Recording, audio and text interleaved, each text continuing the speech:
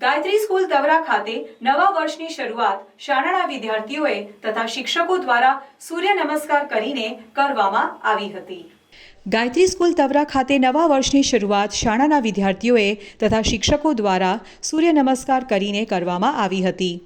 યોગ એ ભારતીય સંસ્કૃતિની દેન છે, જેમાં સૂર્ય નમસ્કાર એ સૂર્યદેવની ઉપાસના માટે છે, જેના થકી ઊર્જા અને શક્તિ મળે છે।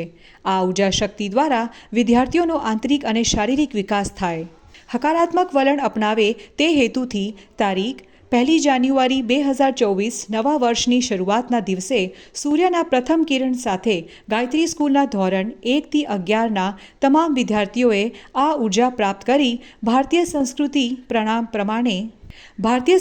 પ્રમાણે નવા વર્ષની ઉજવણી કરી હતી।